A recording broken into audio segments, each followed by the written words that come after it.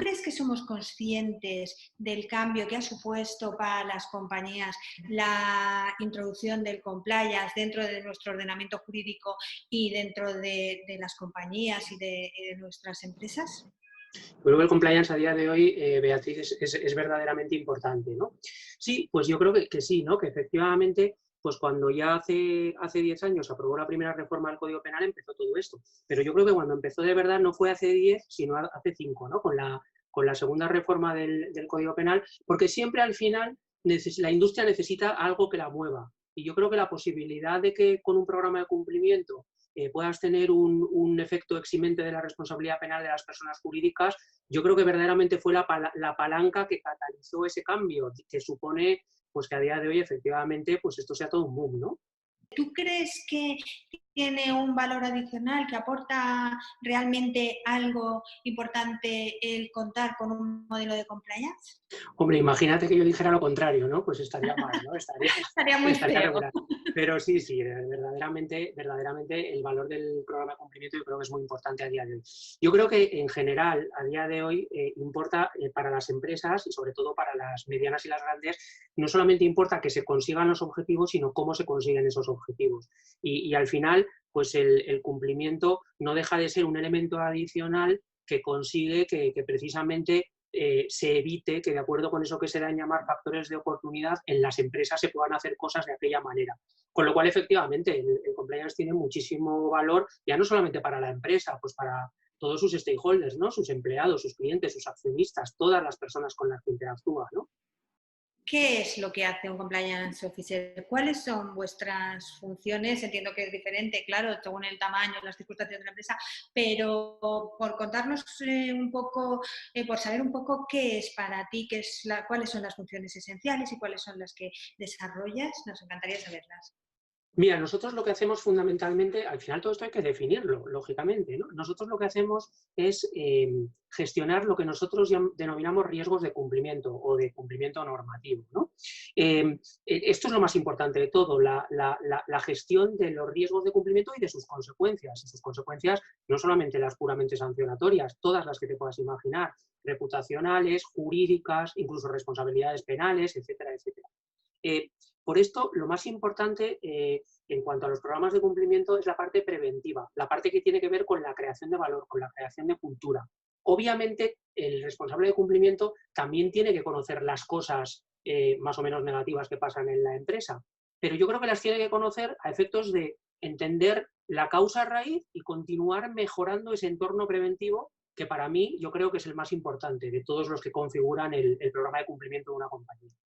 ¿Modelo de cumplimiento de Telefónica tiene alguna particularidad que en su organización que puedas considerar que es interesante, que se sepa que puede aportar algo? Pues como te puedes imaginar, Beatriz, al final Telefónica es una compañía muy grande y muy compleja, ¿no? Con lo cual, cuestiones de cumplimiento, pues tienes todas en todos los sitios.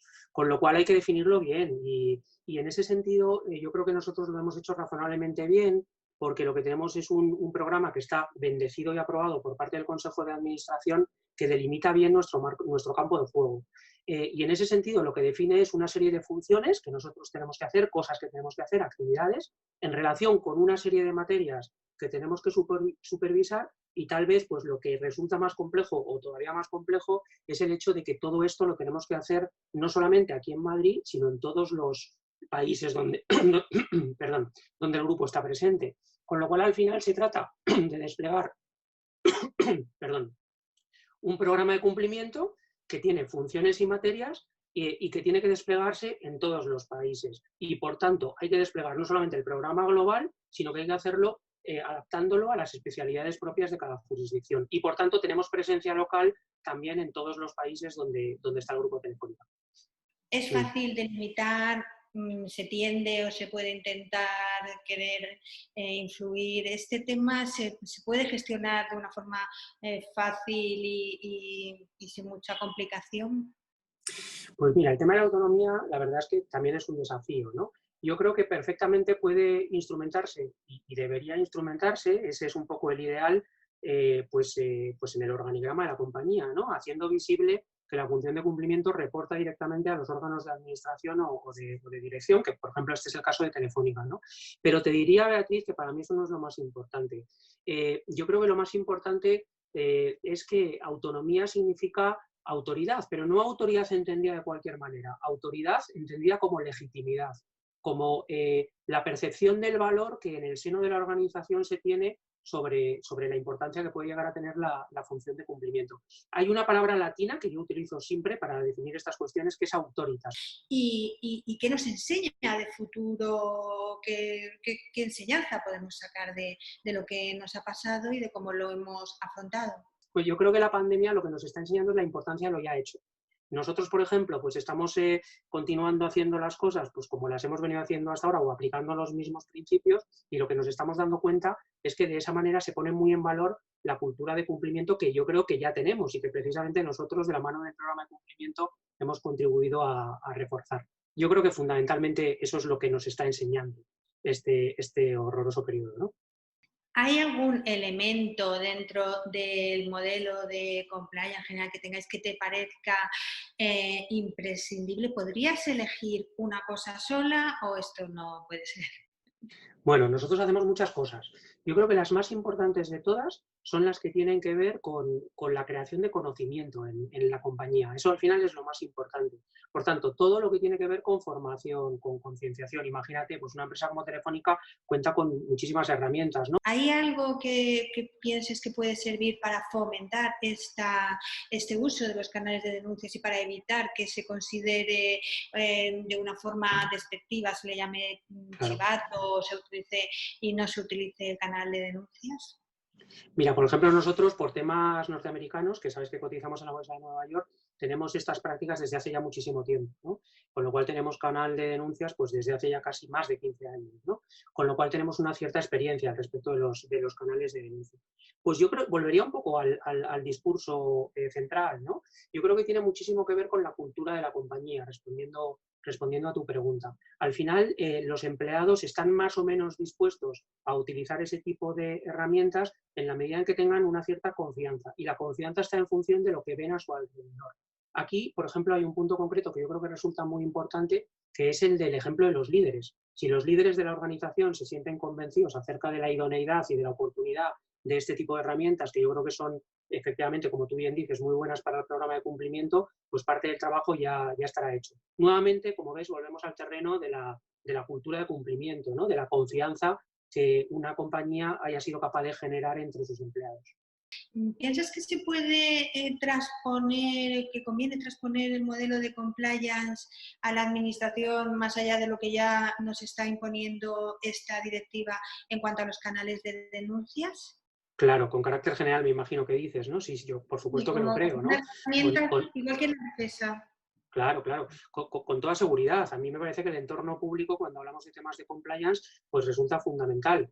Fíjate, el entorno público entendido, en primer lugar, como empresas públicas. Yo creo que las empresas públicas, por supuesto, porque cada vez se gobiernan en mayor medida por patrones privados de contratación y de todo tipo, pero desde luego también, como tú bien dices, las administraciones públicas, que son, vamos a decirlo así, la otra cara del compliance, la de quien en última instancia pues emite esas órdenes o esas resoluciones que los demás estamos obligados a obedecer, con lo cual ellos también tienen que gobernarse por esos mismos patrones. Es más, diría más, yo creo que los programas de cumplimiento solamente funcionan en la medida en que las dos caras estén adecuadamente coordinadas, la pública y la privada, la del regulador y la del regulado. ¿Recomendarías a alguien que te caiga bien ser compliance officer? Bueno, pues a ver, hay una primera reflexión ahí que siempre traslado, ¿no? Que es la de que yo creo que para los que tienen la opción de poder decir si quieren o no quieren dedicarse a esto, yo creo que esto es bastante vocacional, que vaya por delante, ¿no? Me parece que es bastante vocacional. Y en cuanto a la pregunta que trasladas, ¿no? Yo trataría de intentar entender un poquito mejor cuál es el perfil, ya no solamente profesional, sino incluso personal de esa persona que dices que también me cae, ¿no? Y ya si tuviera la oportunidad de entender pues, a qué posición está aspirando o para qué empresa, pues me parece que eso también es importante, de la combinación del conocimiento, por un lado, de los factores personales y por otro lado, de las características propias de esa empresa, a lo mejor te podría dar un consejo un poquito más aterrizado y asentado sobre si le recomiendo o no pues llevar a cabo esa función. Lo que sí que te digo, Beatriz, es que lo que creo que cada vez está más claro es que cuando hace, pues yo creo que ya más de un año, algún periódico decía que esto del compliance era una de las profesiones menos estresantes del mundo mundial, no llevaba razón, en absoluto.